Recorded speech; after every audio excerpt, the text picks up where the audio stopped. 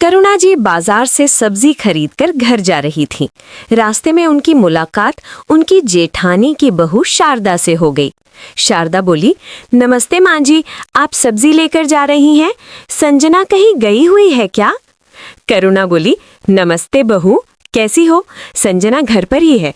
वो उसने cloud kitchen का काम शुरू किया है, इसलिए मैं उसकी हेल्प कर रही हूँ।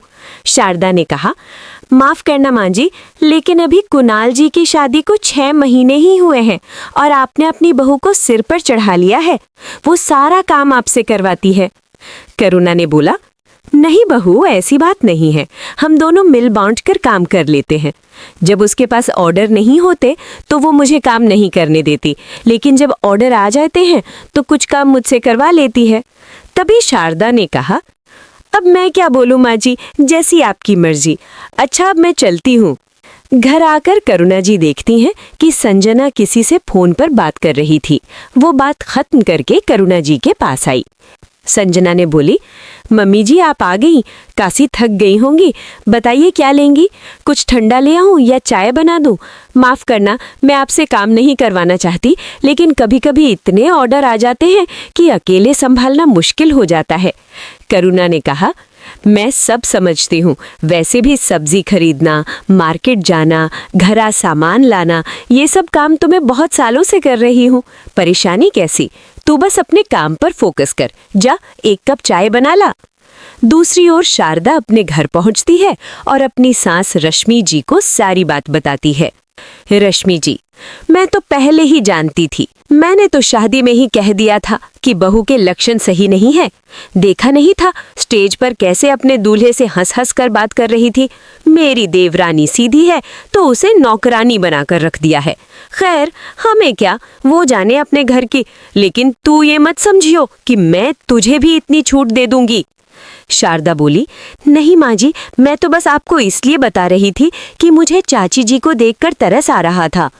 एक दिन करुणा जी खाना खाने के बाद दोपहर को आराम कर रही थीं। शाम के समय डोरबेल बजी। संजना ने गेट खोला तो सामने अविनाश जी खड़े थे। वे अंदर आकर बैठे। तभी करुणा जी बाहर आईं और बोली, आज आप बहुत जल्दी आ गए। संजना, अपने ससुर जी के लिए चाय बना ला। अविनाश जी ने कहा कि रहने दो, चाय नहीं चाहिए। आज भाई साहब से मिलने गया था, उनकी तबीयत थोड़ी खराब थी, राकेश ने बताया था। करुणा जी बोली, क्या हो गया जेठ जी को? मुझे भी ले चलते साथ में। अविनाश जी ने कहा, नहीं ऐसा कुछ खास नहीं था, बस थोड़ा सा बीपी बढ़ गया था। राकेश नहीं आया अभी तक। करुणा जी बोली, राकेश आज देर से आएगा। अविनाश जी फ्रेश होकर अपने कमरे में बैठे थे। अविनाश जी ने कहा, करुणा, आज भाभी कह रही थीं कि तुमने अपनी बहू को सिर पर चढ़ा लिया है। घर का सारा काम करुणा से करवाती है। करुणा जी कुछ बोल पाती, इससे पहले संजना कमरे में आ गई। उसने सब सुन लिया था। उसने खाने की थाली रखते हुए कहा, संजना ने कहा, पापा जी मुझे माफ कर दीजिए, आज से मैं मम्मी जी से कुछ नहीं करवाऊंगी, चाहे मुझे अपना काम बंद करना पड़े। करुणा जी बोली, चुप रह बहू, मैंने तुझसे कोई शिकायत की है? बोलने दे जिसे जो बोलना है। मैं अपनी बहू का हर काम में साथ दूंगी। तू काम बंद नहीं करेगी, नहीं तो मैं गुस्सा हो जाऊंगी। संजना की आंखों से आंसू बह रहे थे। अविनाश जी ने कहा, बेटी, मैं तो बस ये बता रहा था कि भाभी क्या कह रही थी। तुम चिंता मत करो, हमें तुम्हारे काम से कोई परेशानी नहीं है। संजना बोली, लेकिन मम्मी जी आपको बहुत परेशानी होती है, सारा दिन कुछ ना कुछ काम लगा रहता है। करुणा जी बोली, बहू, मैंने तुझे हमेशा अपनी बेटी माना है, तेरे लिए मैं कुछ भी कर सकती हूँ। हमारा रिश्ता सास बहू का नहीं, माँ बेटी का है। चिंता मत कर, जिसे जो बोलना है बोलने दे। इसी तरह समय बीत रहा था। एक दिन करुणा जी सुबह उठकर ड्राइंग रूम में आई तो देखा संजना किचन में नहीं है। करुणा जी उसके बेडरूम के पास पहुंची और आवाज दी। करुणा जी ने कहा, राकेश, संजना को जगा दे, आज के ऑर्डर के लिए क्या सामान लाना है उसकी लिस्ट बना दे। राकेश बोला, मम्मी, वो संजना को तेज बुखार है। करुणा जी ने अंदर जाकर देखा संजना को तेज बुखार था। संजना ने कहा, मम्मी जी, मैं बस अभी गोली खाकर आती हूँ, किचन में देखूंगी क्या सामान है क्या नहीं। करुणा जी ने कहा, नहीं, तू बस आराम कर, मैं अभी तुझे दवाई देती हूँ, आज तू कुछ नहीं करेगी। संजना बोले, नहीं मम्मी जी, अगर ऑर्डर टाइम पर पूरे नहीं हुए तो रेटिंग गिर जाएगी, मैं बस थोड़ी देर में आती हूँ। करुणा जी बोली, नहीं, ला अपनो फोन दे, मैं देखती हूँ क्या भेजना है। संजना के मना करने पर भी करुणा जी नहीं मानी और उसका फोन लेकर ऑर्डर चेक करने लगी। फिर वो फटाफट किचन में गई और सारे ऑर्डर एक के बाद एक पूरे करने लगी। शाम तक सारा काम निबट गया। रात को करुणा जी संजना के कमरे में गई। करुणा जी बोली, बहू तुझे तो अभी भी तेज बुखार है। राकेश, एक काम कर, तू अपने पापा के पास सो जा, मैं आज संजना के पास रुकूंगी।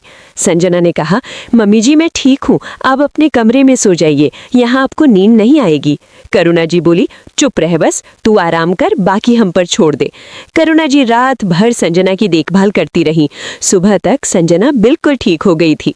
करुणा जी सो रही थी, संजना आकर उनके पास बैठ गई। वो मोबाइल देख रही थी, उसकी आंखों से आंसू बह रहे थे। करुणा जी ने कहा, अरे पता ही नहीं चला कब नींद आ गई, तू रो क्यों रही है, तू ठीक तो है? संजना ने कहा, मम्मी जी मैं बिल्कुल ठीक हूँ, कल आपने 12 ऑर्डर भेज दिए, वो भी अकेले। करुणा जी ने कहा, क्या हुआ, कहीं कुछ गलत तो नहीं चला गया, किसी ने कंप्लेंट तो नहीं की ना, बता ना, रो क्यों रही है? संजना बोली, मम्मी जी आपका बना खाना कस्टमर को बहुत पसंद आया, सबने अच्छी रेटिंग दी है, मुझे गोल्डन मेंबर बना दिया है। आप दिन भर खाना बनाती रही और रात भर मेरी देखभाल करती रही। करुणा जी बोली, हे भगवान, तूने तो डरा दिया, पागल, मैंने कहा था कि तू मेरी बहू नहीं मेरी बेटी है। क्या एक माँ अपनी बेटी के लिए इतना भी नहीं कर सकती? संजना अपनी सास से लिपट गई।